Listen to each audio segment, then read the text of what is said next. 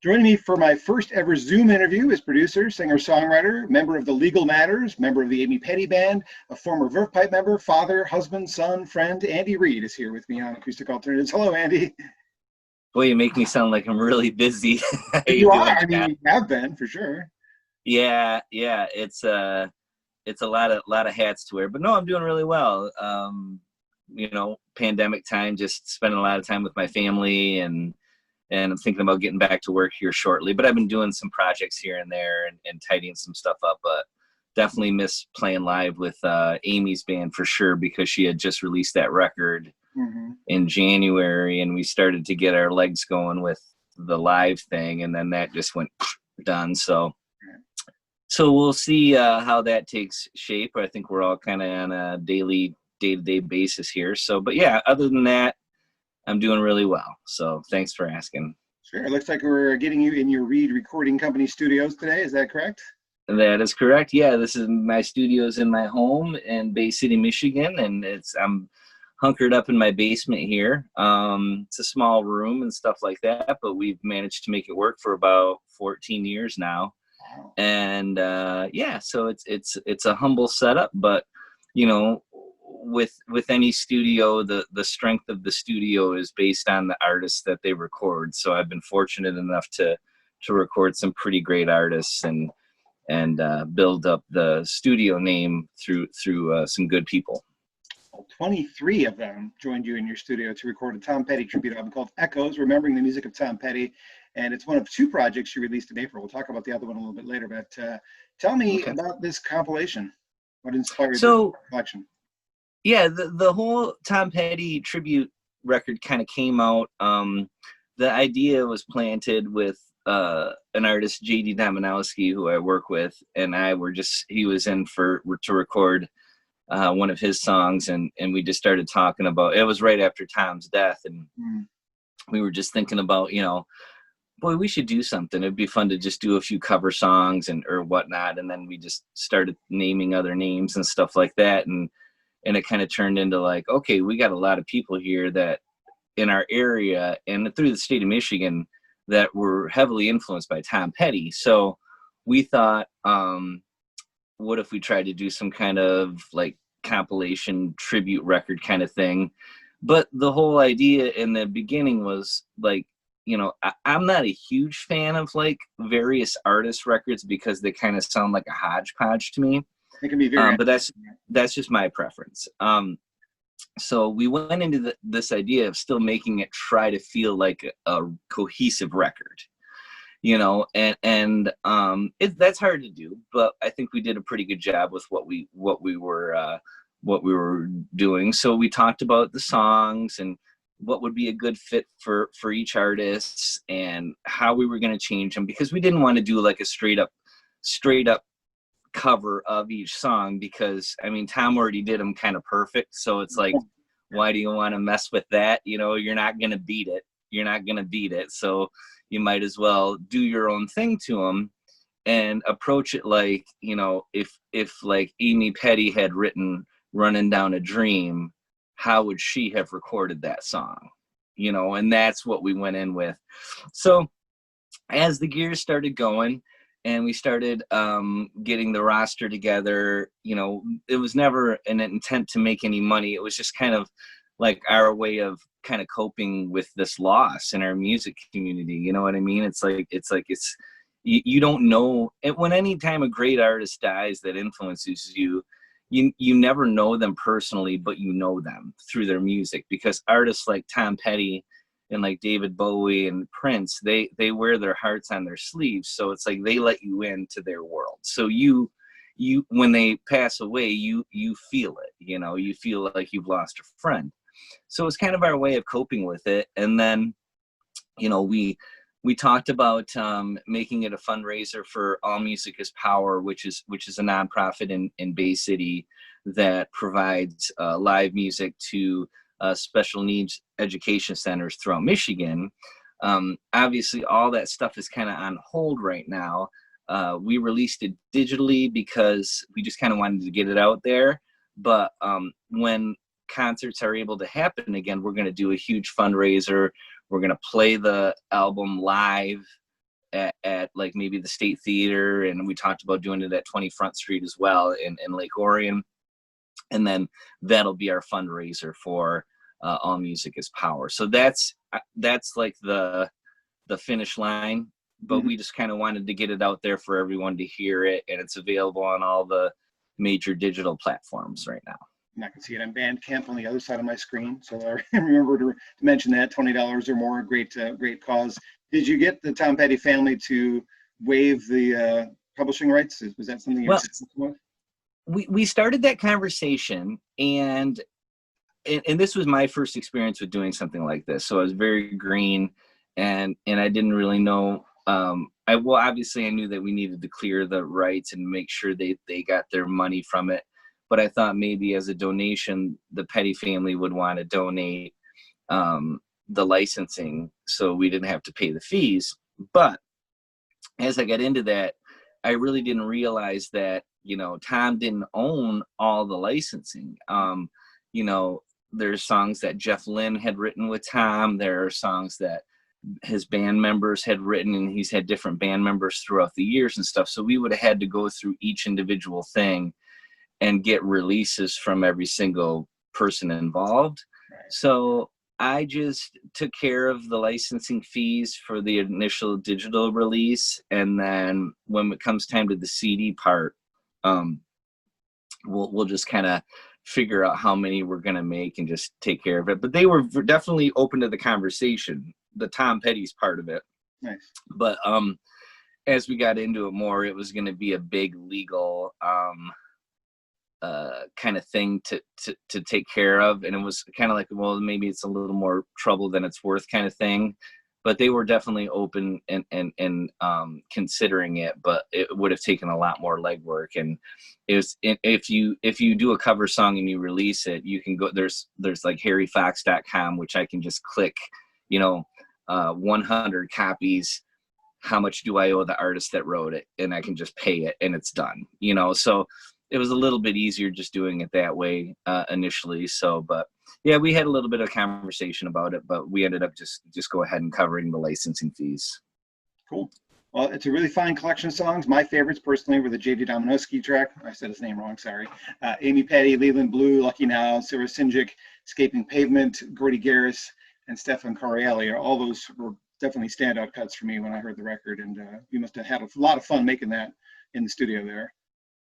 Yeah, and all these people and artists that I've worked with, that we've all become friends over the years and stuff like that. So, and it's a little bit different too when you're working on someone else's song. When artists come in and they're working on their own material, it's a little closer to the vest for them, and which understandably it's like their baby, So when you're doing a cover song, there's a little more creativity to kind of stretch out a little bit and try different things, and we really took advantage of that and had some fun with like with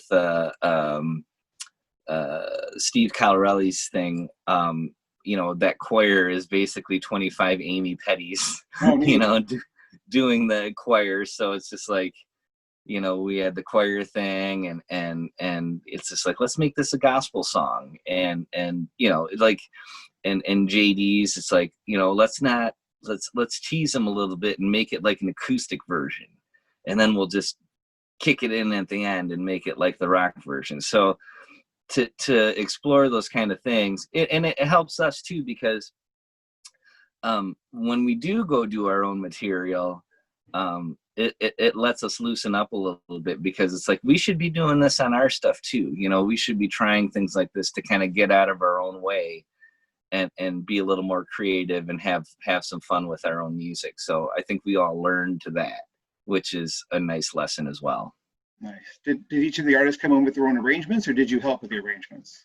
We kind of just talked about it and just kind of worked together on it. It's definitely a I never really say I fully produce anything. I always say I kind of co-produce stuff, even though sometimes people will give me full production credit. But I always want to listen to what the artist has to say and what they're feeling. And there's a lot of back and forth with that. And and sometimes I plant the seed, and sometimes the artist kind of plants the initial seed, and then we just go from there. So, but the cool thing is when we were picking the songs, like with someone like Sarah, you know, we picked Learning to Fly for her, and it was just like, I heard it and I'm just like, Sarah, this song is screaming you, like you could have written this song, you know. So it's like, this is a perfect marriage for you. So there were things that I really heard initially that I could tell were going to be a good fit for the artist, and you know, it was good. Everybody was involved, and we all just kind of put it together. Nice. You have a track on there as well. Would you like to do that one, or did you have another track to do in mind? No, I'm ready to play it. You know, I've never really played it in front of anyone before, but I can definitely give it a run. You want me to do that now? Yeah. Technically, you're alone. You're not playing in front of anybody at all. I know. Well, I mean, you know. I'm watching. Don't judge me. Yeah, but no, I did It's Good to Be King. And the reason I chose that song is I really wanted to do something off of Wildflowers. Yeah. And the reason being is I was in high school when that record came out, and that was, you know, I had known the hits, you know, American Girl and Refugee and stuff like that. But when this record came out, this was like my first new Tom Petty record I bought. And I just, you know how that goes. It's like you're emotionally attached to something at that point. If it hits you at a certain point in life. And so I really wanted to do something off Wildflowers. And It's Good to Be King has, like, you know, big harmonies and a lot of cool things in it that I'm kind of a fan of in my own music. So I thought, well, that would be a good fit. And then I wasn't even going to do one because we had, you know, 22 other artists involved, but everybody kicking me in the butt saying, you got a song. So everybody else gets credit for me doing it too. So, all right, I'll go ahead and play it. This might be a little rough, but we'll give her a go. Okay.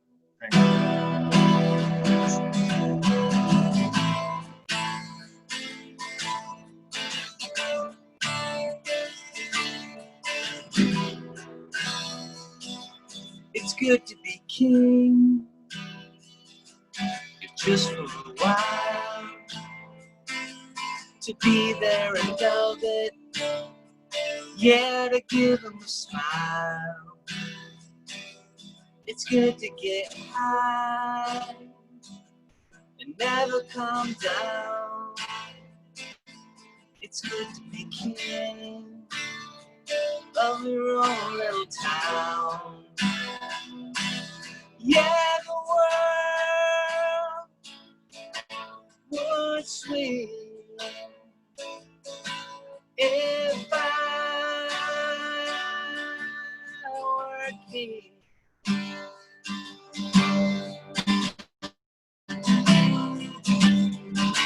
Can I help it if I still dream time to time?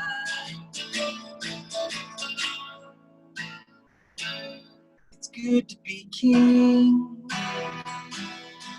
have your own way, get a feeling of peace at the end of the day. And when your bulldog barks and your canary sings, you're out there with winners. Yeah, it's good to be king. Yeah, I'll be king when dogs get weak.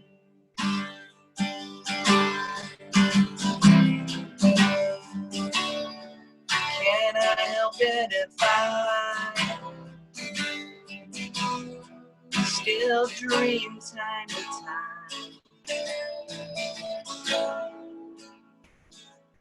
It's good to be king and have your own world.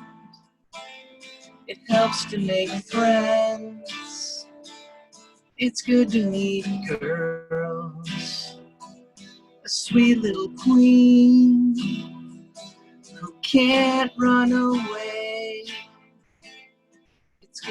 be a king, whatever it pays.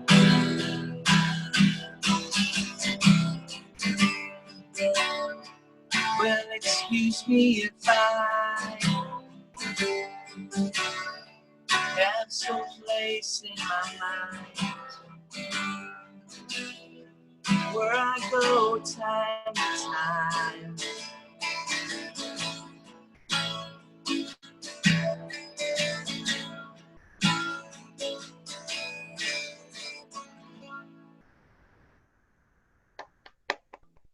I haven't applauded for much lately. Very nicely done. Well, thank you, sir. Appreciate it. Andy Reid joining me on Acoustic Alternatives today, talking about the compilation he put together, Echoes, Remembering the Music of Tom Petty. You can find that one on Bandcamp and several other sources. Eventually, hopefully, a CD that will accompany that particular album at some point. A double CD, actually. It kind of worked out to be, the 23 tunes don't fit on one, which is kind of cool because the way we sequenced it, it kind of works as a nice 2-volume set. But they're all in order on your Spotify playlist and all that stuff too. But when the CDs come out, the 2 volumes kind of make sense. So that's a kind of nerdy way to do things. But that's the kind of stuff that keeps us going, though, as music fans and as music makers too. Geeks. So yep. That'll be track 2 on disc 2, if I remember correctly. Then in our discussion. Yeah, right. And we kicked off side 2 with Amy's track, which would have been a side 1, track 1 too. But JD was such a big part of the record, and his song really kicks off in a great way to launch us into this thing. It's being Refugee, which is such an iconic song as well. And so that way it was kind of nice to have 2 song 1s, and we used Amy's to kick off song 2, and then I took the bullet for the team and followed Amy's song because that's something that no one wants to do. So I took one for the team. Yeah, I took one for the team on that one, and I'm like, I'll follow Amy. I'll take the brunt of that one. So, but I mean, it's the whole thing. I mean, every single tune. It's such a nice thing to look back at and go, yeah, there's no duds on here. Every artist is represented well in their own right, and then it still works as a collective.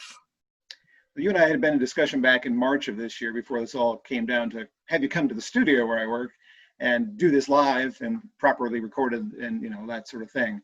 But clearly that went astray with the way things went. But I don't think I knew at that time you were putting on another project that same month, Relay Volume 2, a new solo record from you as well, a little EP. Was that already in the works, or did you just find time to do it because of the pandemic? I did, yeah. It was kind of like done in like the first 2-3 weeks of the pandemic. So I mean, my business was closed, and I didn't have. I mean, I've had a batch of songs that I've been working on with the Legal Matters because we're working on our 3rd album right now. So I have about 5 or 6 kind of going into that. So that was all my kind of stuff in progress, and I thought, what a great exercise it would be. I'm like, I don't want to work on old songs, because I don't know, sometimes that takes a little while and you've already thought about them too much, and your kind of head gets in your own way. So I'm like, I'm going to go downstairs, I'm going to write a song, and I'm going to record it that day or the next couple of days. So and there's 4 originals on there, and then I tacked on a cover of Rainbow Connection, which was that was done for a Paul Williams tribute record that came out last year. So I thought about, because when I did Relay Volume 1, I thought about doing these little chunks of, because I like so many different styles of music. I always kind of get caught up. It's like, oh, I need to make an Americana record. Oh, I need to make a power pop record. Oh, I want to make a fuzz rock record. Oh, I want to make an instrumental record. So I have all these different styles of music that I love to work on and write.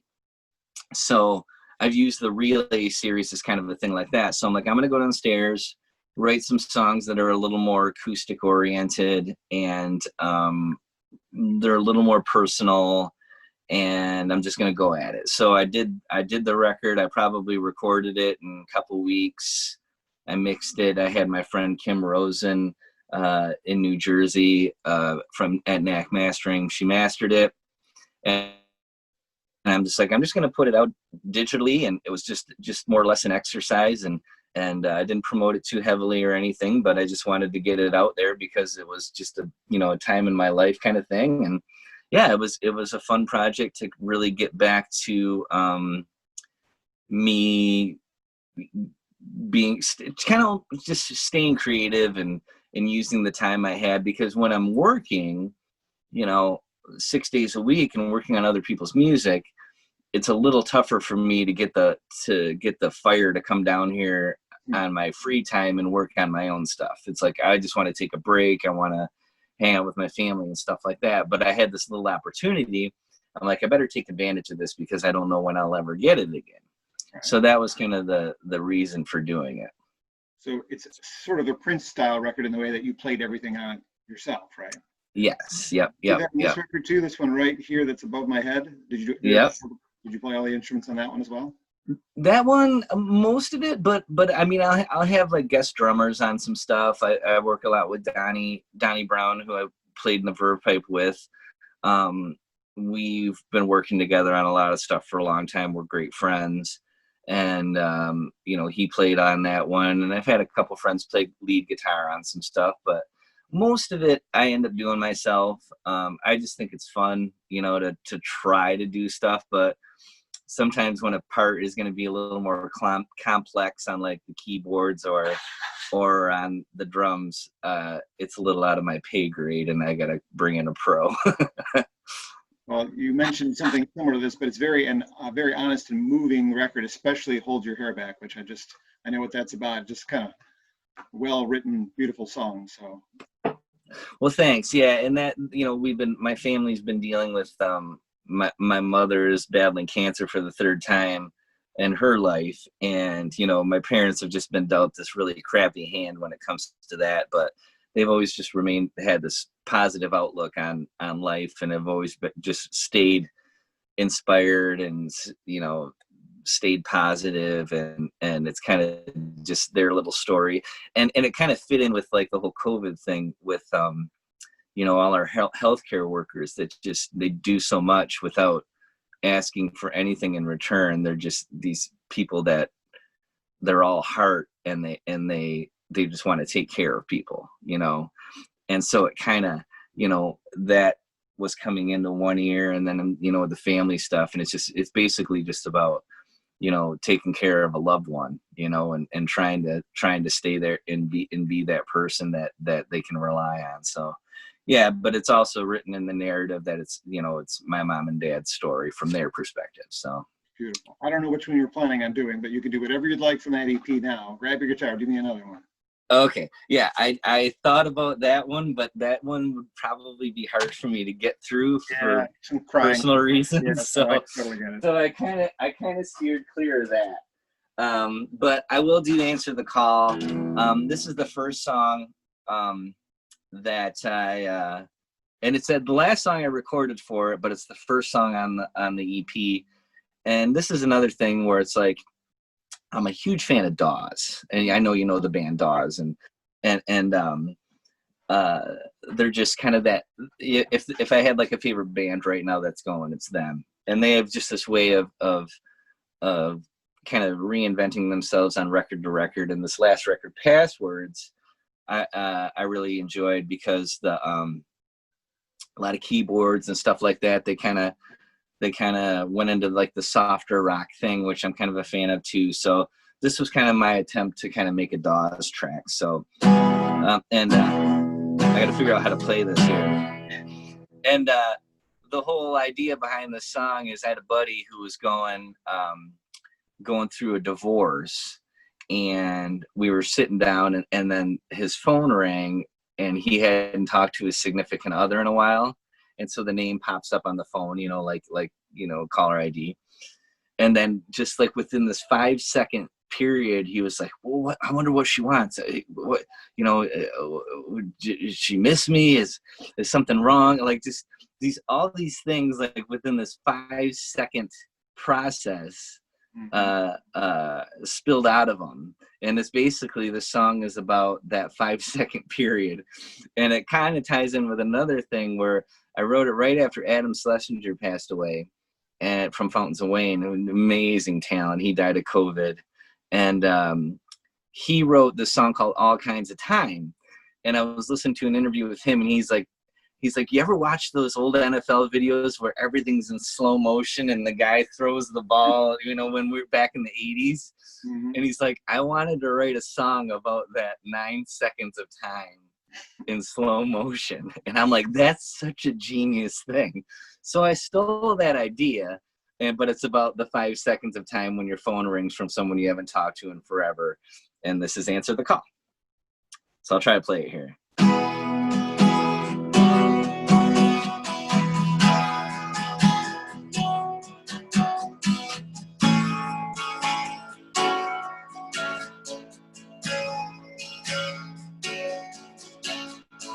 Built the perfect version of a life.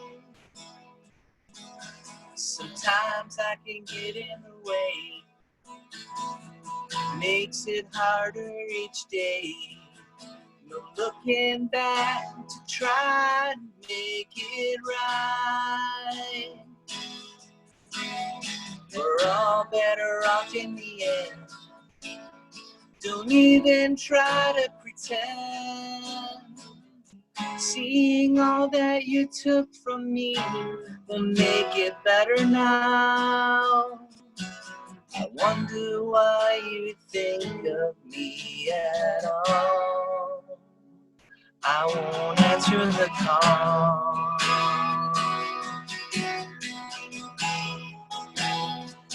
I won't answer the call.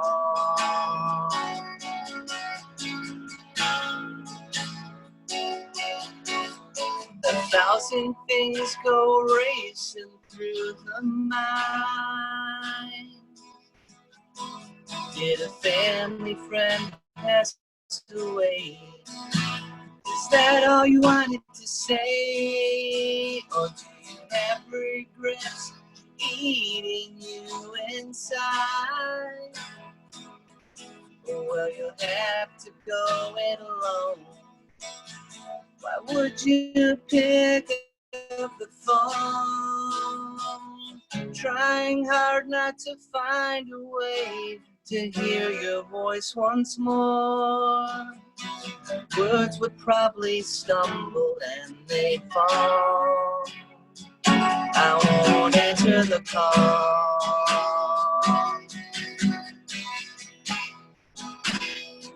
I won't answer the call.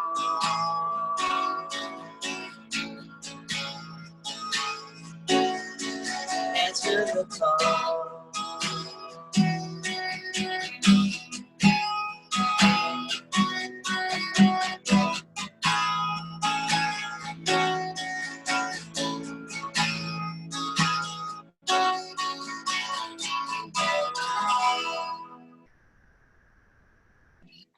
Answer the Call, Andy Reid in studio, his own studio on Acoustic Alternatives, a song. But I think anybody who's ever been in love can relate to like that feeling of, oh God, I kind of want to talk to them, but I shouldn't. I really shouldn't, because it's no. Yeah. And someone always makes that call. I've been the guy that's made that call like 2 years later, and then I've also like gotten that call like a year or two later, and you're already kind of moved on, and it's like, but then like just all those emotions just spin around in your head in that short period of time. It's like, well, yeah, it's something we've all kind of been through, I think. Love is love. Well, thank you for telling me about these two releases. We've been meaning to talk about this, like I said, for months, and I figure I better do it now, because who knows, right? That's good. Right. Yeah. Well, no, I appreciate it, man. Thank you for helping spread the word. And I know you've been playing stuff off the Tom Petty thing, and we all really appreciate what you've done for it and helping us get it out there. And it's a little more of a slow moving process than we initially had thought, but it's not something that it's not like it needs to be a sprint. It's something that's going to hold up for a while, and we'll be able to do it right and give it a proper CD release and do some shows and stuff like that, which I'm so looking forward to doing a show like that where we bring in we have the band and then each person comes up and does their tune. And I mean, Amy's band, we've already been playing her track live, which will probably be the house band for that show. So people, it's been getting a great response live, and so it's gonna be fun, man. We got a lot of fun things we're gonna do with it yet, but we'll keep you posted, and I'm sure you'll be able to help us let everybody know when the show is going to happen and stuff like that. Will do, and I will post the links to the Bandcamp sites where people can find these records, unless you have another website you want to give out. That's the best one for sure. Bandcamp does the best with giving the artists the best percentages of music, and also for a listener, they let you download the highest quality WAV files too. So that's really the best site to do it from. Okay. Well, Legal Matters coming soon. Solo album from there's my finger from you available now, and then the Tom Petty tribute album also available now. Thank you, Andy. It's good to see your smiling face. You too, buddy. Thank you so much, and go Tigers, and yeah. So take it easy, my friend. It's Thanks. Good to hear your voice. Appreciate everything. Hope to see you soon.